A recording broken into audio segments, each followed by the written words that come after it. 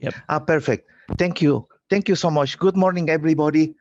I want to thank the organizers for inviting me today to speak about an overview of U.S. forest sustainability. I work with the U.S. Forest Service, and our mission is sustain the health, diversity, and productivity of the nation's forests and grasslands to meet the needs of present and future generations.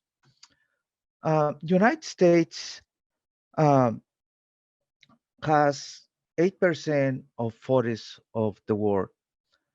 This amount of forests at global level is close to 4.1 billion hectares. Uh, United States also occupies the fourth place in forest land. So we have a little bit over 300 million hectares, um, equivalent to 766 million acres. We have 10% of the world's timber inventory.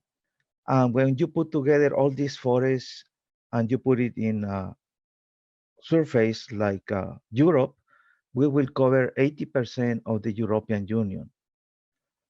We harvest close to 11 million acres per year, and our public lands are managed for multiple use, for mostly ecosystem services for our population, like clean air, clean water, biodiversity conservation, and other values like recreation. Uh, Forests in United States are 70% private owned, 33% are owned by the federal government. We manage 20% of those forests. 9% are state property and 1% local. The total area surface of United States is close to 2 billion acres. So United States is managed in forest private landowners by 11 million small landowners, mostly of them. They manage 423 million acres. 95% of them are considered family and individual private owners, 4% corporate, and 1% classified as other ownerships. Most of the small private owners have less than 10 acres, and also they manage their properties for multiple use. What is affecting sustainability in United States is mostly managing multiple disturbances like insect attacks, disease attacks, wildland fires, tornadoes, hurricanes, and other natural events. Changing public values, climate change and variability, energy and carbon management, and rapid technology and information exchange. But mostly what is affecting our forest management is deforestation because of urbanization. And from 2000 to 2010, this was moved from 2.6% to 3%, the equivalent from 58 million acres to 68. Other aspects affecting us in our management is fragmentation of natural resources because of this urbanization and globalization. But our forests in the United States have been sustainable because they have been more or less stable since 1910 because almost we have had the same amount of forests, although the population has tripled from the last 100 years. We usually do intensive forest management in southern United States, in 13 states. This area is called the wood basket of the world because of the high productivity of those lands. And as you can see in this chart, from 1953 up to now, this forest land area almost remains stable. In U.S. Forest Service, we follow and track our forest resources through our forest inventory and analysis program. We had it in place since for the last 91 years, almost 92. We measure 4.5 million remote sensing plots and do interpretation for land use. And we measure in the field more than 400,000 permanent plots located across United States. We measure more than 100 characteristics in each plot, and we measure more than 1.5 million trees in different dimensions to know how those forest stands are at this moment or the moment of the assessment.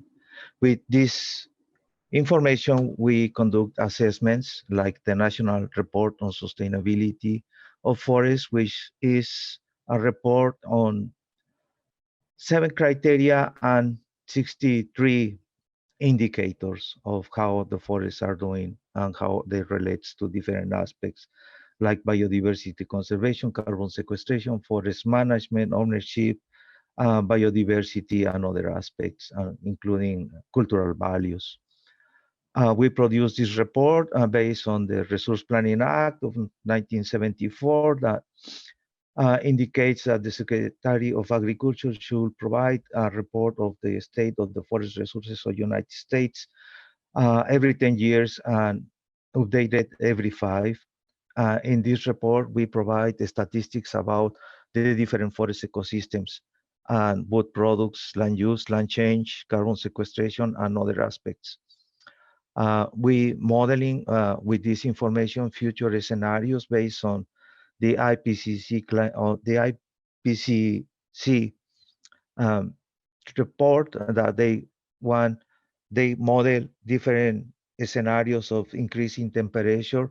We use those scenarios to see how our forests will be affected because of this climate change and other aspects related like the increase in population. We also track the United States forest land base, including other trees that are not properly in forest, but in, let us say, in agroforestry systems. We also assess recreation and the state of our protected lands in United States. This report that I was telling you about sustainable forests is something that we have an agreement with 12 countries that together have 95% of the temperate and boreal forests of United States. We agree in report on 67 indicators. And we have been doing this for a long time with them. This is called Montreal process. Our forests in United States sequester carbon around 11 to 14% of the US greenhouse gases emissions that we have annually from fossil fuels. When is the right-hand side of the chart that is below that indicates sequestration, and above that line are those emissions of carbon for other activities. We track the state of carbon at different levels, at county level in our forests in United States, above ground and live biomass.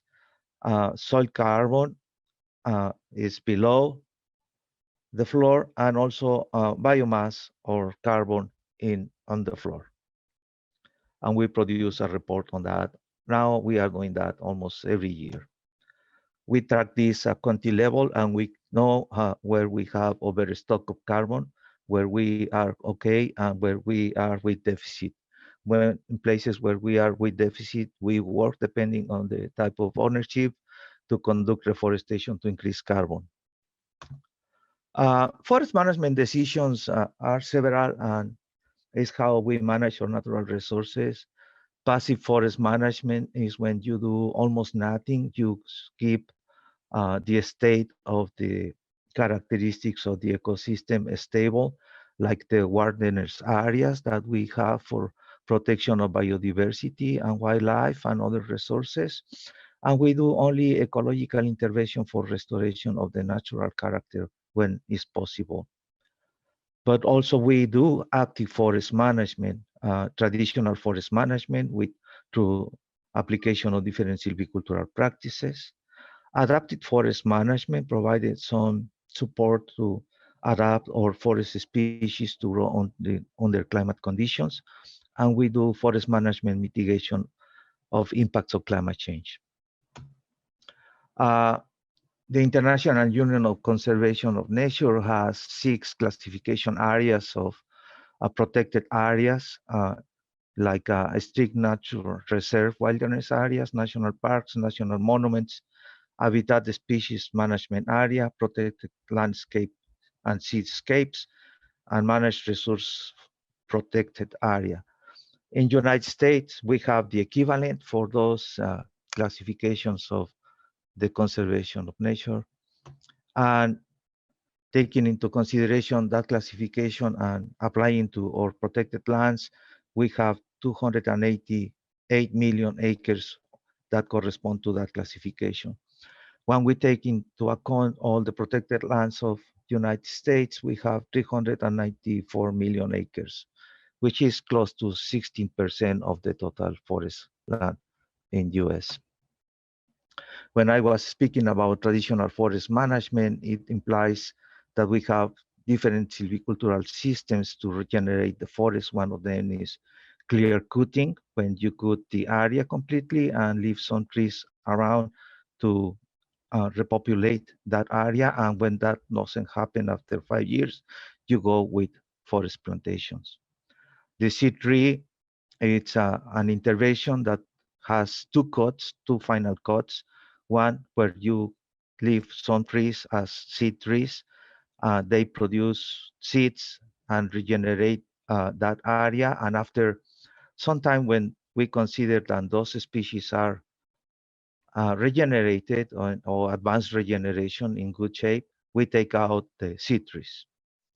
These first two silvicultural systems produce Evinage class stands of forest.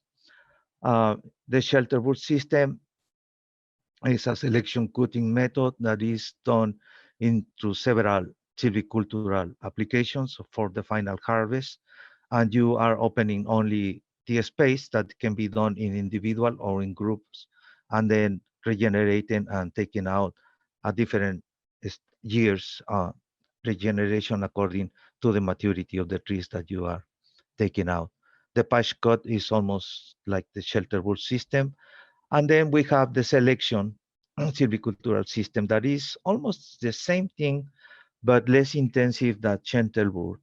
And this is for species that only can grow on the shade conditions.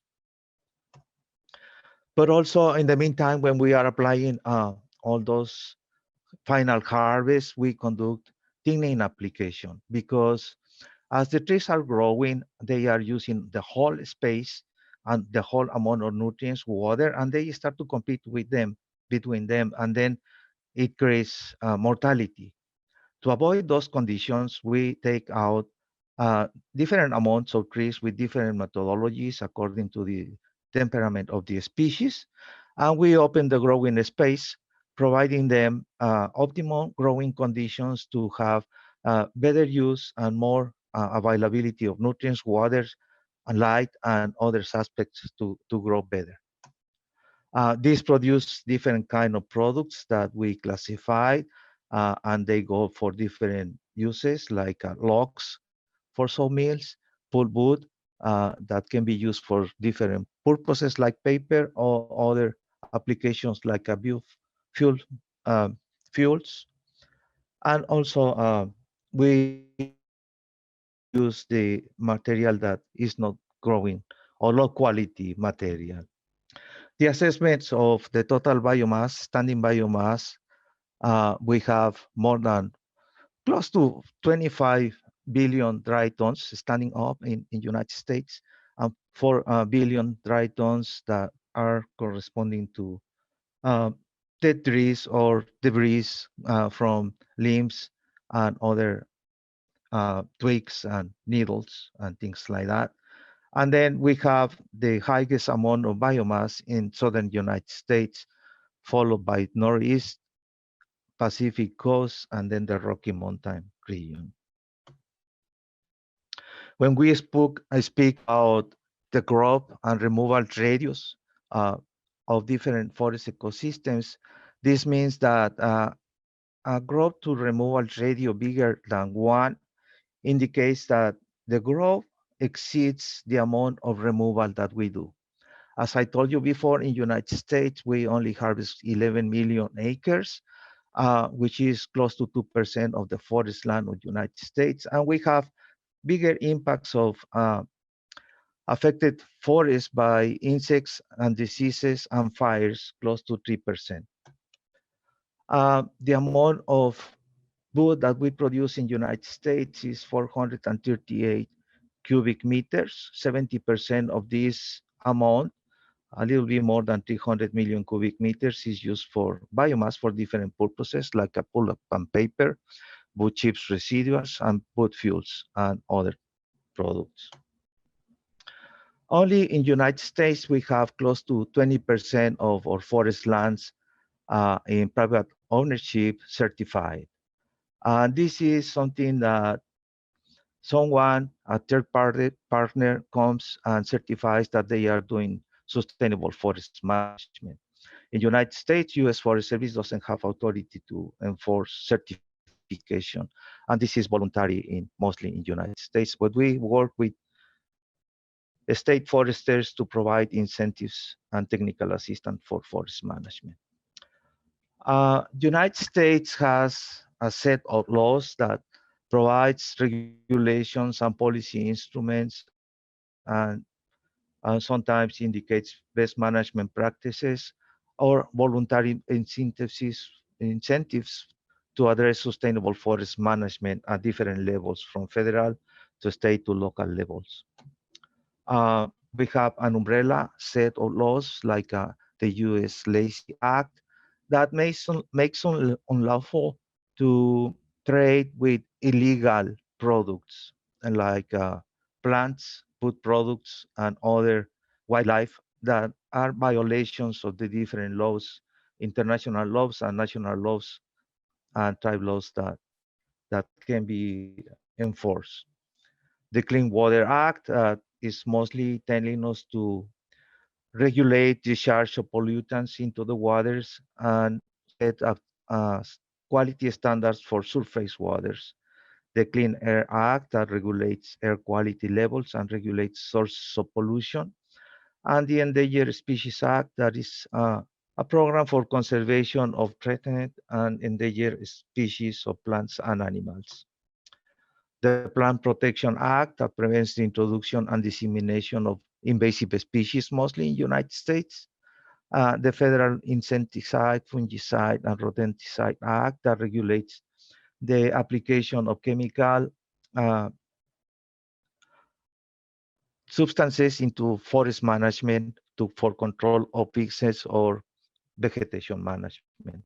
And the Coastal Management Act that has as a main goal to protect our wetlands in the United States. Forest Service is in charge of the Cooperative Forestry Act. It's an act that authorizes us to cooperative forestry assistance, states and organizations. And under that, we have several programs like forest stewardship, rural forestry assistance, forest legacy, urban and community forestry. This is enforced through the Farm Bill Enacted Act of 2018, and it includes provisions for forestry farming and renewable energy, for forest stewardship contracting that give us authorization to work with the state foresters to work in our national forests. And also we provide support for energy under the title programs for rural energy, biomass crop assistance, markets, and biofuels and community wood energy. We provide support for landowners in the forest stewardship program. We support the establishment of forest management plans. Up to now, we have covered 330,000 forest management plans and covering 38 million acres in the United States. We work with the Natural Resource Conservation Service incentive programs, and we provide tax incentives to keep forests as forests. Also, we provide and work with different agencies to give incentives for ecosystem services. We work with close to 20 federal programs giving incentives to private forest landowners to keep forest ecosystems through improved forest management, retention of lands, protection of soil against erosion, water quality, preservation of wetlands, and wildlife habitat improvement. The amount that we have provide in 2021 through these programs is close to $4 billion. When we do forest management, we classify and in the forest operations where the different products that we are using there will go. As you see, those logs will go to sawmills. The others arrows are showing different uses for biomass for pulpwood or for biofuels. But also in national forests, we have this waste coming out from our restoration plants that we use for different purposes. Like some of these, this mostly is from private forests. This waste goes into wood pellets, and it's only 3% of the volume that we use to produce wood pellets that go into the European Union for production of energy. We produce black carbon and or biochar, which is a carbonaceous black material with high carbon content that is obtained through pyrolysis at high temperatures in absence of on oxygen. The main benefits of having biochar is that you increase carbon sequestration. When you use it as a soil amendment, you increase water retention, soil productivity, and also it can be used to inhibit other pollutants like heavy metals. This is something that is really good because you can increase carbon sequestration in the soil and have other benefits. When we estimate this amount of biochar that can be produced in our United States using all the material that is not in use right now, it can go from 50 to 80 million of metric tons per year. And this will help us to fight climate change, use trees that we don't use, like dead trees coming from disturbances, and also to use the waste that we don't use right now and, and increase the amount of jobs in rural communities. The states use forest-based management practices that can be voluntary or mandatory, and they are mostly used to improve conditions and take care of that forest management is conducted in a way that is not affecting the ecosystem. The adoption of these best management practices is 92% in all United States.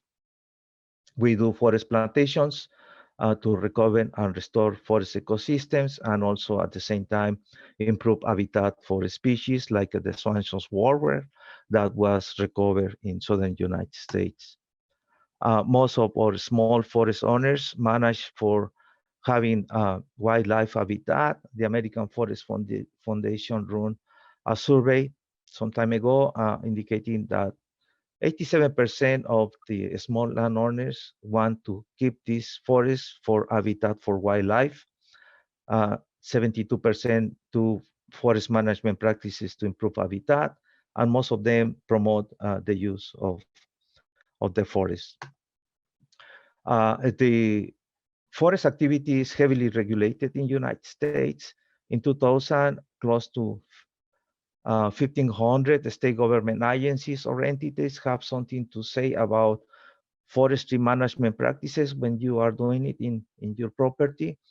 540 of them are engaged in some manner in decisions about it, and 37 are heavily involved in regulating everything. The other 500 do different kind of regulations based on specifics of the federal laws that I spoke before. So we have a lot of benefits of having our forests, like the carbon sequestration, to decrease the impacts of climate change, uh, to enjoy forest ecosystems like recreation, water, wildlife, clean air, and other opportunities that produce jobs and economic benefits to us. So that's all I have for you, and I hope I stay in time. Thank you so much.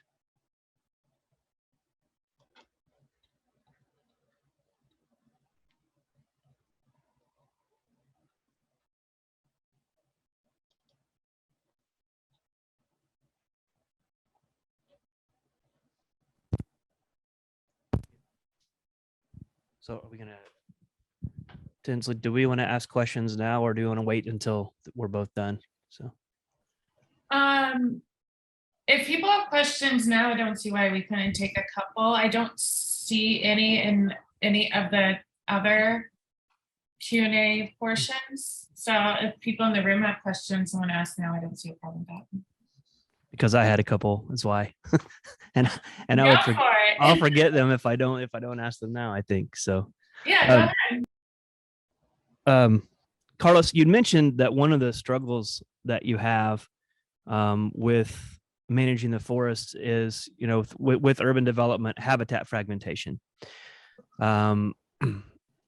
Is the Forest Service involved in any sort of like wildlife corridor building, any projects like that to try to reduce that edge effect and as much as possible and that fragmentation? Yes, we do that in all the states that we manage our public lands, trying to establish those corridors. For example, here in Montana, where I am right now, we do that, and I have seen that in many other states in our forest management, mostly in crossings of wildlife from one place to another, using like small tunneits or creating bridges that they use and go. Right. Yeah. I know that some other countries had been sort of ahead of us on that, but I just didn't know if that was sort of a project that the government is involved with, or if that's mostly you know, local privatized things or state and local level things. I just didn't know how much you guys were involved with it. So Yeah, we do it, and also we work with the states to promote that where in places where the land we don't manage. okay, thank you. And that my last question then will be so whenever you're I don't know if this question will make sense, if I'll explain it well or not, but whenever you are harvesting or whenever you're cleaning up an area and you're managing, given some of the changes that we've seen with climate change, urbanization, slight fluctuations and changes in ecosystems, the succession pattern that is happening on these on the areas where succession is taking place, for succession, have you noticed any changes with any of that? You know, any changes in species, any changes in preferences, any changes in rates or anything like that? Yes, we have been tracking for several years now, more than 40 years. Uh, the migration of the species, and some of them are moving up because they are getting warmer conditions. So I'm quite sure that in the next 100 years, our future generations will enjoy forests, but not the same ones that we are enjoying now because that movement of a species. I can tell you, for example, in the place that we were working yesterday, it's mostly forest stands of lodgepole pine, and now we are seeing ponderosa pine. Hmm. Not in big quantities, but you can see it now. It's interesting. I don't think people quite grasp the importance of that and the trickle down effect that that will have for the rest of the ecosystem. But yeah.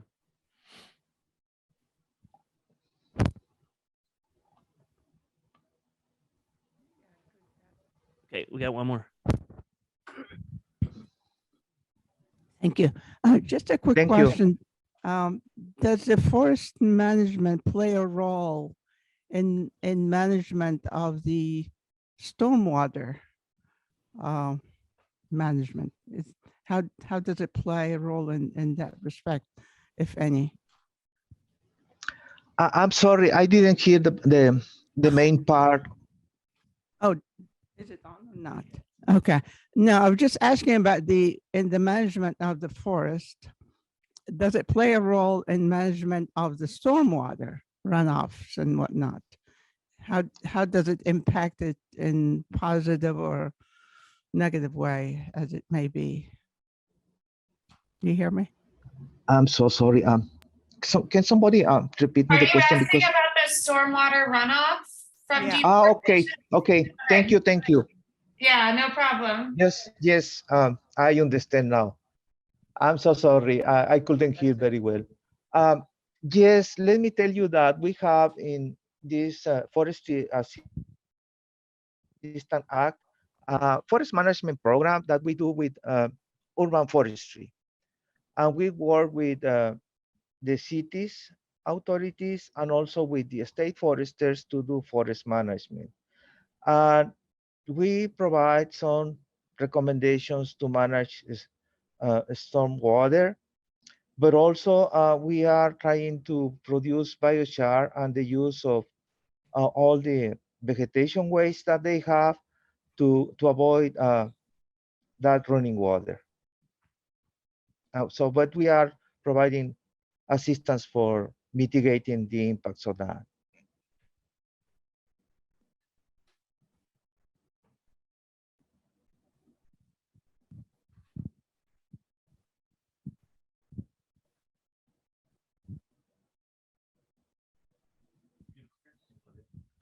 I didn't bring it down because you didn't have a adapter for it, but oh, you have one?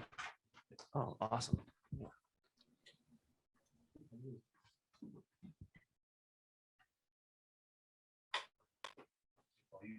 Oh, okay. Well, I'll need that. So you just bring my presentation up and.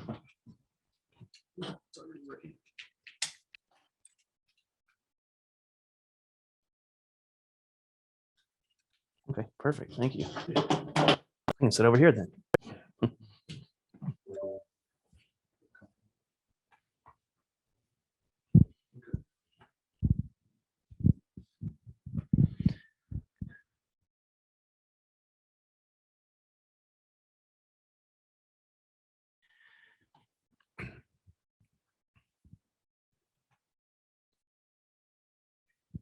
I will turn your sound up.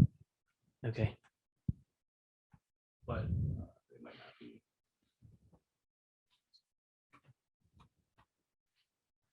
We good? I'll check. Here, speak in the microphone. Test. Oh, wow. Okay. That's maybe why he wasn't hearing it on there then. Yeah. Oh, okay, okay. Oh, wait, Zoom failed.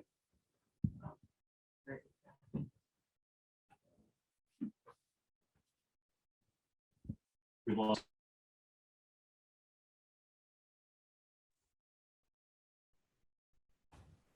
Okay.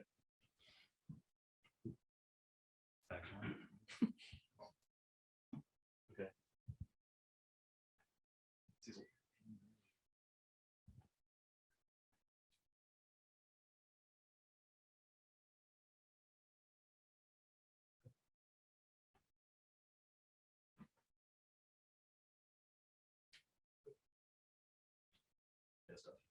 Yeah, so it happened again. I don't know. Is this a message for you?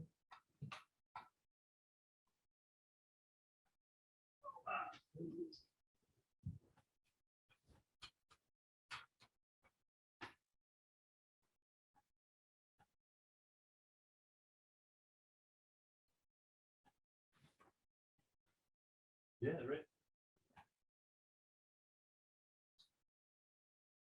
So this microphone lights up. Yeah, when you're talking. Yeah. So yeah, you're out. So that's in here. Do what?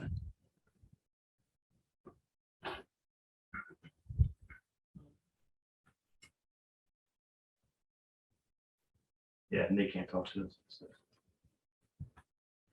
Just yeah, ready. Okay. My name is Jim Brinson. I am an aquatic ecologist. My background's in mostly wetlands. I work with water quality and particularly macroinvertebrate biodiversity in wetlands to try to get an idea of how what we are doing as humans that are impacting these ecosystems, these incredibly important ecosystems that do so much for us. So I'll talk a little bit about some of the policy currently in place regarding our wetlands, and then a particular study that my students and I just did that involves one of the management practices and sort of why it's important given the laws that we currently have.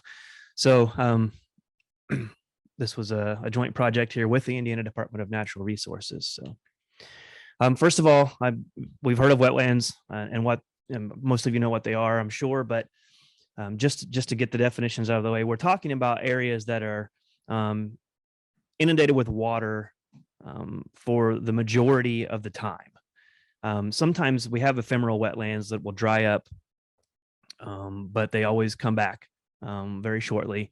There's always some persistent amount of water in the soil that's there. Some of them are actually, wet all of the time. Some of them are, several feet deep. Some of them are just a few inches deep. It really kind of just ranges. But it not only is there a lot going on in the water, but there's also a lot going on in the soil that's underneath all of that. That's very, very important as well. They are one of the most productive ecosystems in the entire world, the second only to coral reefs and tropical rainforests, believe it or not. So there's a lot going on here. A lot of I happen to live just a couple miles from a very, very large wetland, about 9,000 acres. And most of the people there just think that it's a mosquito breeding ground. They don't see all of the value that's in the actual ecosystem itself, because a lot of it you can't see. During migration times, a lot of it you do see, but in the meantime, not so much. So obviously they help immensely with biological productivity, biodiversity, climate regulation, enhancing our water quality. Erosion and flood control is a big one. They're essentially like a large sponge, right? So like the question that you asked before about, stormwater, but any kind of surface water drainage, since wetlands typically occur in these lower elevation areas anyway, there's a natural drainage towards that area. So when we have increased urbanization, for example, we put more pavement down, we put more structures down, we put more concrete down. That water has to all go somewhere. And it finds its way, water always follows the path of least resistance and things like that. So eventually they find their way to this water finds its way to, places like wetlands, and wetlands can soak up a bunch of that water. And not only do they soak it up, they clean it, and they purify it, and they make it better than what it was when it came in. So that's a huge benefit. Not just economically, of course, it's an economic benefit, but also just a biological benefit. Maintenance of stream flow. It keeps things going the way that they go. If we had too much, water going everywhere, we could actually get changes in the directions of different surface waters. Carbon storage is huge. Carlos talked about carbon storage and the importance of that with our forests, but there's also a lot of carbon storage and sequestration that happens within wetlands. And then, of course, habitats for tons and tons of species. About a third of all of the U.S. Threatened and endangered species live only in wetlands. So if for no other reason, they need to be protected much better than what they are now. And about half of these threatened and endangered species at least use them at some point use wetlands at some point in their lives or life cycle. Okay, so if we take a little quick trip through history here, up on the map that you see there, just some of those shaded areas that you see right there. So you'll notice you're right along the Mississippi River, between the Mississippi River and the southeastern United States. That's some of the biggest impactful area that has lost wetlands most recently. So if we just look at between 1800 and 1860, so this is just right after we've got the sort of the westward migration and settling of North America, the United States. As people moved across, one of the things that happened very, very quickly and that we see that's related to what Carlos said too is deforestation. But not just, deforestation of big, beautiful forests, but also, the forests or the trees that were growing in these wetland areas as well. So people would cut down everything. That change, the ability of that ecosystem to adapt to change. water included. And then in the wetland area, in these areas, they were very good soils. They had a lot of nutrients in them, so people would go and really just dig trenches and drain these wetlands to use them for agricultural purposes. So humans were the biggest, and for what we see here about wetland loss, very, at least very quick and expedited wetland loss. If we go just a little bit forward to between 1860 and 1900, notice that we've added a few states to the map now. We see even more wetland loss in some of the other states. And if we keep going, by 1900 to 1950, we now see probably one of the most famous wetland areas, like this Florida, right? You think of the Everglades and the wetland area down there. It's so big. We've got considerable wetland loss there. But the real kicker here is we can keep going. We keep adding states up until pretty recently. But we've been on a constant trajectory towards wetland loss is my point. But I don't know that you quite conceptualize how much wetland loss we're talking about here. If you look at the map here, oh, I'm sorry. If you look at the map right here on the bottom right, notice that the darker shaded area, more than 95%, we've lost in these areas anywhere from 80 up to 95% of the original wetlands that were there when this place started. That's huge. And very big ecological difference across that landscape. All right, so the focus of this particular study that I and my students did was in Indiana. Indiana has a rich history of that wetland. Down in south, there's two major wetlands in Indiana. Down at the southwest part of Indiana, south central, southwest, is Goose Pond Fish and Wildlife Area. That's about 9,000 acres of protected wetlands. We also have some wetlands up in the north. This whole area right here between the coast and above Michigan and Wisconsin is a flyway for migratory birds, things like cranes, sandhill cranes, whooping cranes that are now coming back from from endangerment, hopefully. We've still got a ways to go. They're still endangered.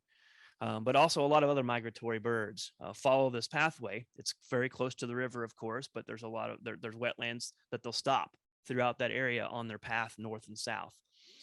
So this is very, very important for that reason. But this is where we're looking at for the specific references to what we'll be talking about today. But it can be carried over because a lot of the similar stuff is happening everywhere. It's just that my case example is from Indiana. Okay, so a little bit about how wetlands are protected from a policy perspective.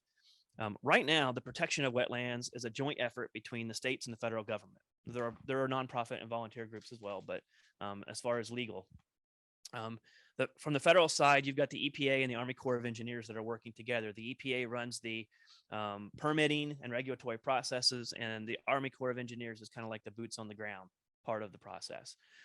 And then the states and the state laws vary considerably between states because of political differences between the different legislatures of the states that we have. Wetlands became protected, kind of started with President Carter. By executive order that eventually turned into a law. The Clean Water Act, particularly Section 404, does protect federal property and the waters that are on federal property. But it wasn't, I think there was some people sort of started to see some writing on the wall with like, okay, there's a little bit of unclear language when it comes to things that aren't, rivers or big lakes. Like what about the streams and what about the wetlands, for example? They kind of see like it hasn't been a problem trying to regulate those up until now because no one's really pushed back. But in an attempt to sort of be somewhat reactive, but I think more proactive than anything, the Obama administration made a rule called the WOTUS rule. WOTUS stands for Water of the United States. And what that rule did was strengthened the federal reach over streams and wetlands. It was fairly controversial amongst like building groups and organizations, farmers, things like that, because a lot of these wetlands occur in rural agricultural areas. So you get a lot of potential. The concern, of course, is that there's a lot of potential for soil erosion. The overtilt of all those soils at a commercial level gets a lot of erosion going into our water supply, which is dangerous. But also farm chemicals like nitrates and phosphates, fertilizer, things like that, a lot of that gets run off and put into those waters as well. So in an attempt to protect those, and try to clarify the language that would include these types of water systems, that rule was put in place. Well, when the Trump administration came in, that was repealed very, very quickly. And whenever that happened, the way that it was repealed was through Trump's navigable waters protection rule. And basically what that did was it limited it back to, okay, we're going to protect navigable waters, things like big lakes, rivers. And what it did essentially was remove all the protections from those little things like streams, or like things like wetlands that weren't considered navigable waters. So that made a lot of farmers happy. It made a lot of building groups and development groups happy, because before that, if you wanted to do any sort of development, including farming or of your land or whatever, you had to go through an approval process if it was going to in any way impact that wetland, for example. And whatever damage you did, or if you had part of your property considered a wetland or something like that, whatever damage you did, you had to come up with either a mitigation plan or a replacement plan, where like say like a replacement plan would be something like if I took an acre and I impacted an acre of wetland, I had to create another acre of wetland somewhere else. And those rules were in place to protect all of that. Well, the navigable water protection rule limited that only to navigable waters. So now all those things were up for grabs now. Now farmers could pretty much dump anything they wanted into this water supply. People could alter their landscape and change the flow that would cause water now that was coming from the wetlands onto their property to no longer flow that direction anymore. So there was no protection. The Army Corps of Engineers and the EPA, the Environmental Protection Agency, just revised WOTUS, that definition that was in the Obama administration. Now under the new administration, they're working back the other direction again, and they just, as in like last month, revised the definition of what would fall under WOTUS, waters of the United States, to include this thing that they put in the language called a significant nexus, which is just complicated, but really it's a lot of interpretive stuff and a lot of wiggle room there. The interpretive nexus being like, okay, all that web of water that is associated with these federal waterways, right? So now the idea is to legally try to get back a way to protect those things like the streams and the smaller rivers and the wetlands, that may be a nexus part of the ones that are already protected, if that makes sense. So it was just a language change to try to change the legal interpretation of how the rules can be applied. But on the same day that definition was published, the state of Texas filed a lawsuit in district court, same day. And now there are a couple other states that are following. It'll probably make its way to the Supreme Court. They don't know about the resiliency of the change in this wording because some of the precedent that's when you look at the legal, I'm not a legal scholar by any means, but I read some of this stuff because it's part of what I do. When you look at some of the legal arguments for and against, there seems to be precedent about how they've ruled about what a nexus means in previous cases that may end up not being favorable to the change that is trying to be made here. So we'd have to wait and see how it plays out in the Supreme Court. Right now, though, like I said, this is a joint effort between states and the federal government. The states determine the protection of state property. Some of these wetlands are state property; they're not federal property. So the state is involved. So right now, if I want to do anything that impacts the wetland, I talk to the Indiana Department of Environmental Management. They work in conjunction with the EPA and the Corps of Engineers, and all three entities are involved in that decision-making process. If it's just state property, as long as you're not talking about anything that involves any federal land or waters, then it's up to the states.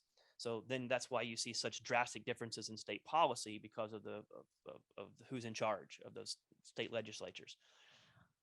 So here's the problem, and it leads into the research study, is that one type of wetland is called isolated wetlands. And isolated wetlands are those, as you would imagine, that are isolated from anything that would have been a navigable water or a federally protected water area.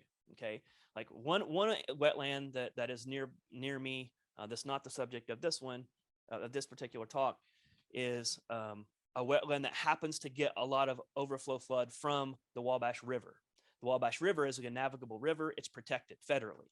So by virtue of being connected with a water supply to that river, that wetland falls under federal protection. Okay.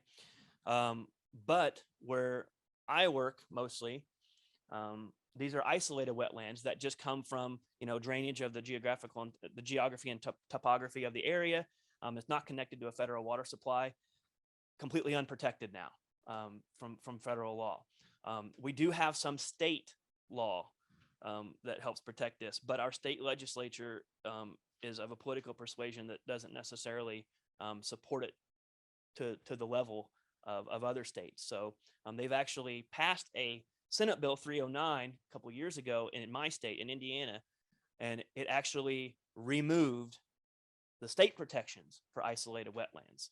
So now we don't have any protection for isolated wetlands in my state. So while they can, you've got business developments happening in these areas. They're changing those, their housing developments. They're fixing the land to build houses. They're fixing the urban development, agricultural too. Now people can plant crops in areas. They can drain it. They can drain their farms and change that water distribution, and now fix it so that land that their family has farmed for generations that now they couldn't because of because of the protections. Now they can farm again.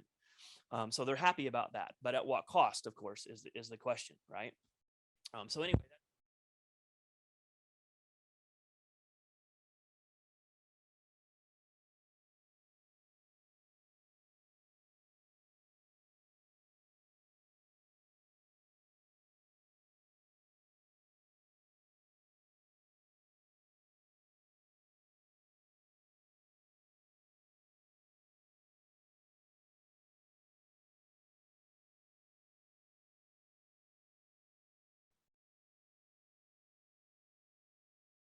We can't hear you.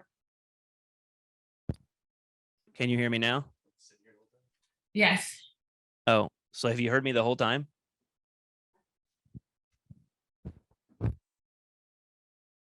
Just for like the last minute. We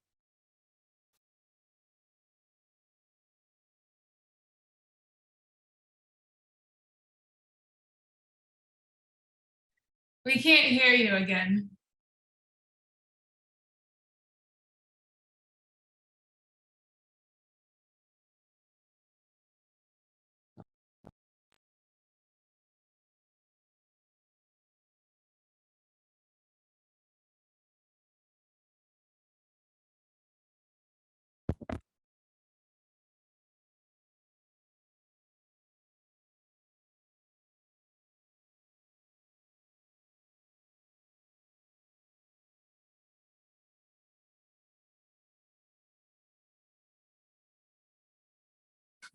Test.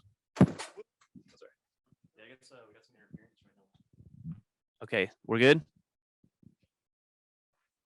Yeah, I can hear you now. Okay, all right. So if you have ever grown up around or been around or lived around like a lake or something like that, you know that every spring and fall they turn over, right? As the weather cools, the water changes density and we get movement and cycling of nutrients. You can smell it sometimes if you're in a rural area. Well, this is sort of to try to mimic that, because these isolated wetlands, it's not deep enough and there's not enough going on there to be able to cycle all that through, and it gets a little stagnant sometimes. So what property managers will do, will lower that water level, and kind of let that water flush out, and then, let it fill back up again. And then when it does so, hopefully the idea is that we can cycle some nutrients better and kind of refresh things in that environment. These fluctuations are seasonal. So the wetland managers try to mimic that and do one in the spring and one in the fall, but not necessarily every wetland unit gets drawn down every fall, every spring. That's just a judgment call by the property managers to which one might need it or whatever. But what I found working over the years is that there's no real quantitative protocol for that. It's kind of like, I think that this one might need drawdown this year. There's not a whole lot of data other than observation, anecdotal stuff. So part of what I try to do is come up with some of those numbers and come up with some quantifiable reasons as to, okay, what is the health of this particular wetland unit quantifiably versus the health of this wetland unit, so that we can, more efficiently know how we're managing these systems. So in the spring, the water levels are higher, obviously, because you got more rain and snow melt, right? That's coming off, and then it raises the water level a little bit. And then the rest of the year, the water levels kind of progressively get lower as, dryness happens and evaporation and that sort of thing. But that's sort of but also we can sort of expedite that with some of these drawdowns. But these natural drawdowns don't occur in isolated lentic wetlands, like I told you. So we replicate it. So as you can see a picture up there, there's one of the county wetlands on the top left. That's before the drawdown. Number 2 is after the drawdown. You see the difference. It also gives some vegetation a chance to sort of take off and grow back through. And then 3 is the reflooding. It's literally like a manual gate. There's different locks and stuff that you can use. Sometimes it's as simple as just pulling off boards. But there's usually some sort of gate that can be turned and changed and opened up to let that water drain out, and then sealed back up, and then it fills back up. And the rate at which it fills up can depend on what the water supply is in that area.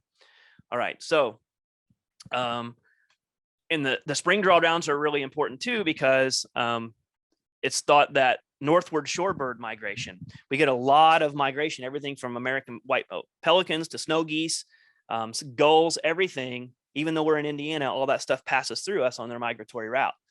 Those are sandhill cranes. Those are pretty big, similar to whooping cranes, but whooping cranes are endangered. They're bigger than those even, and they're all white. But anyway, these drawdowns, that part of the idea behind them, besides water quality, is also to help concentrate that food source, so that the things that those things eat can be more concentrated, and they can have a buffet, so to speak, and they can have an easier time feeding when they land in these properties, and then as they continue to migrate. So the justification behind those that drawdowns is twofold, for that reason, but also for water quality purposes. And at least that's what they think. So that we wanted to test that, because there's no data that has been collected to verify whether that's actually true. So that's what we do, my students and I. So one of the things we do is we look at bioindicators through macro invertebrates. These are the things that are really tiny but big enough to still see, and they are critical for the base of the food web that's in that system. So if we have a good idea of how healthy that balance is, we have a good idea of what's going to happen after that up the chain, right? So there we go. The research questions for this particular project was, what are the effects of these drawdowns on water quality, and what are the effects of these drawdowns on that macroinvertebrate biodiversity? So I'll skip over that, but we looked at 6 different sites, 3 of them that did experience. We just looked at the fall. That's all we had time for this round. We'll do more later. We have 6 sites. 3 of them that had a fall drawdown, and 3 that did not experience a drawdown. So there are no drawdowns were our control groups, right? And we took the measurements that I was telling you about. I'll show you in a second. And the why behind this is to develop a better and more efficient natural management plan for these lands, and to give a centralized knowledge base for the people who are managing these properties, and to basically answer the question, are these drawdowns even effective? We've been doing them for years, but no one stopped to think about, do we have any hard data that actually supports it? So I won't go into all of that. That's just a picture of where these units are. There's a state highway right in the middle of that splits those 2 big units that goes all the way through it. So that's another part of the puzzle here. We've got, road salt that comes off of all of that, because this is an area that freezes in the winter, and lots of, but anyway, the green and the red there show where the sample sites were. I won't go through all of this either, but the water, one of the things that I have is a water quality index score, and it's a weighted system to be able to actually measure, okay, what is the overall quality of this water? It's not perfect. It's a combination of some stuff that has happened in Indiana with and monitoring our systems, but also some stuff that I sort of mathematically added to what's going on here. But the parameters, things, as an example, the things that my students would test, we would go out there, take the kayak, float around, or else wade, depending on how deep it was. We have all kinds of different meters that we can use. But we take dissolved oxygen, biochemical oxygen demand, the pH, the temperature, the total dissolved solids, nitrates, total phosphate, and turbidity. Turbidity is how cloudy the water is. Okay, because that could affect sunlight passing through. photosynthesis, all that kind of stuff. So what you would do then is you would look for that particular site. You would look up the value on what we have called Q charts that are just standardized conversion charts. You look up the reading that you have, look up its Q value accordingly, and then those weight factors came about because of a lot of math and a lot of background research. But that's kind of like how important that is to the health of that particular ecosystem, right? So like the dissolved oxygen has a much higher importance or weight factor in this equation than everything else. Fecal coliforms are also very important. I wish we could have measured them in that case, but we had some limitations in terms of the time and what was going to be required to do that with these particular students that I had. So what we did was subtract that from the total. So it's not 100%, it's 84%. So whatever scores we get, we divide by 0.84 instead of 1. And then we can still get a general sense of what what category it would fall under in terms of a water quality index. So over there are the scores. And these are just a group of the scores that we got from the water quality data on those sites. That doesn't mean much to you now. I'll summarize what they mean here in a second. But notice I put the scale over there again. Everything was from kind of poor to fair in these wetlands in terms of their overall water quality. Okay. There's about 5 minutes left. Okay. Overall. So what I also, okay, I'll hurry. What I also did then was looked at macroinvertebrate biodiversity. There's an equation that we can use to calculate diversity based on the things that we found and present there. So I'll skip over that. Those are those values, but let's get to the point where what was kind of interesting. And the data analysis itself, if you look under the mean for the 74.5 and the 70.8, what you'll see is that when you look at the water quality of the wetland units that were, let's go, not drawn down, okay, under the control group, it went from a score of about 70 to 73. It actually increased in water quality having not been drawn down, okay, during the, so the dividing time here is, when I say preseason, postseason, the season I mean is like drawdown season. So before drawdown season and after drawdown season is when this data was taken. So before was 70.4 and after was 73.5, it actually increased. The opposite happened for the drawdowns. We actually got a decrease in water quality. So the question then becomes, is there any significance to that? This is just, surface data. Let's mine that and see if there's any statistical significance there, because that's what's really important here. And all of this goes to show you that when we analyzed all of this, there was no statistically significant effect here. So bottom line is, if you're going to take away something from this, it would have to be that the drawdowns don't really have any effect whatsoever. It doesn't make it better or worse necessarily. We don't have enough data to support that, but there's nothing here that shows that it makes it better. So that's a question of, do you want to keep doing it if it's not making it better? And then we did the same thing with the diversity index. Notice that it decreased, the diversity decreased on the drawdown and decreased even more on the control groups. But whenever you look at the stats on that,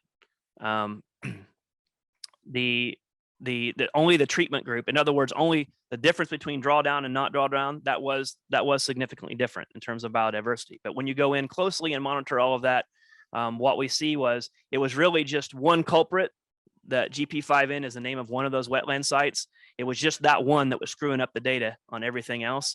So when you control for all of that and look at the stats a little more deeply, we do find that again, there's no significant effect here. So the drawdown didn't have any effect from this data, speaking from this data, on the biodiversity either. So what is the takeaway? Oh, and then the other thing that we tried to do to help with management plan was to figure out if there was a correlation between water quality index and biodiversity, because biodiversity is much more labor intensive. We got to go out there, collect all those things. You got to analyze, you got to tease them apart. You got to find out what species is what, right?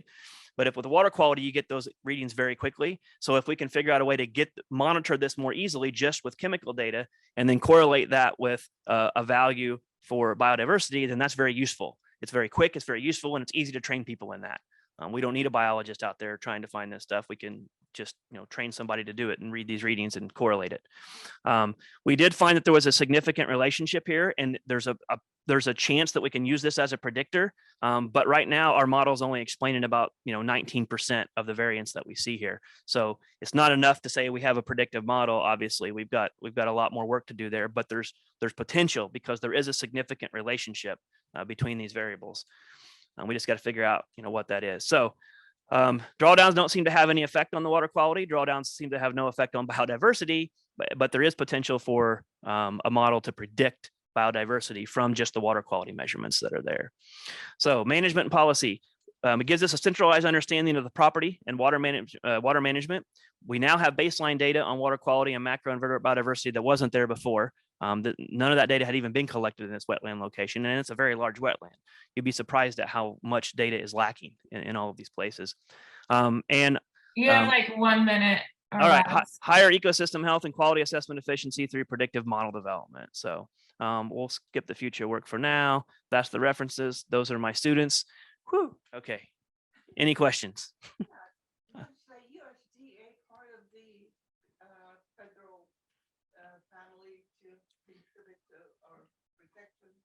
Yeah, so the USDA would only be involved if these are farmlands, right? And if it's government lands. Because the effect, not the cause, but the effect is affecting the waters, that's EPA. If something in the waters would then be affecting government property, like agricultural property, then you'd have the USDA involved. But right now with permitting and regulations, no. Don't get that far. All right. And is there any reach out to the farm owners to make them understand? Oh yeah, and that's a big part of what I do is try to explain this to people. But it's one of those things where how can they worry about the long run whenever they can't survive the short run? You know what I mean? So now these guys are farmers, rural farmers in rural Indiana, and they have to make a living. And as much as some of them might even want to support all of this, they just can't, because then they can't survive. So it's a classic case. It's the same problem all over the world, though, when it comes to this stuff. But at the local level, there's no attempt to compensate the farm owner in order to. Because these are rural areas, right? These are rural areas whose politics aren't supportive of programs like that in general. I mean, even at the state level, let alone at the county level. I worked on WOTUS and getting it passed, and my understanding is it had agricultural provisions. What's that? Sorry. That like WOTUS did not have an impact on farmers. So can you talk about exactly what WOTUS did to have a negative impact on farmers with protecting the wetlands? No, it wasn't WOTUS that necessarily had the negative impact. It was the following one. It was the Navigable Waters Act, or the Navigable Waters Rule that came with the Trump administration. What that did was pulled back the effects that WOTUS did have. The WOTUS rule, Obama's rule, it actually kind of just undermined a lot of the establishments that it did have. Yes, farmers were okay. As far as WOTUS goes, saying that it didn't negatively impact farmers would kind of depend on what farmer you asked, I think. But overall, yes, there were measures taken to not just completely wipe out agricultural areas and reclassify that land. There was some grandfathering that came in, and there was a lot of working with the states with that as well. Since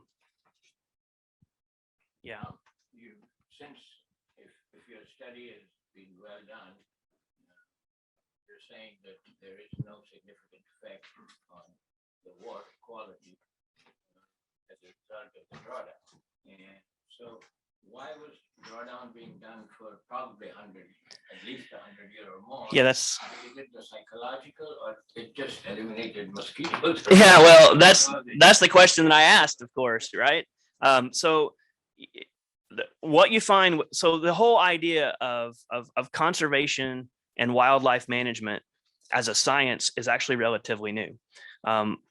When I say as a science, it's like as a hard science, that's quantitatively driven. For a longest time, even when we first started our wilderness management, it wasn't necessarily like that. I'm not saying that these don't work. I'm just saying in this specific data set, that's all I can claim, right? I can't claim beyond what we did. All I'm saying is maybe now let's pause and ask the question and come up with better ways to answer that question than what I did. It's worth investigating is what I'm saying at this point, is whether or not this actually works or not, just from this. Why they keep doing it, it's just because that's the way that it's always been done. That's how they're taught to do it as they come up through land management programs and natural resource management programs. That's kind of like what you learn.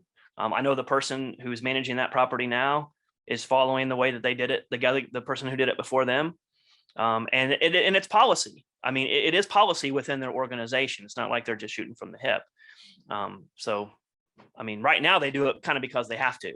I mean, that's kind of the rules. But your finding is that.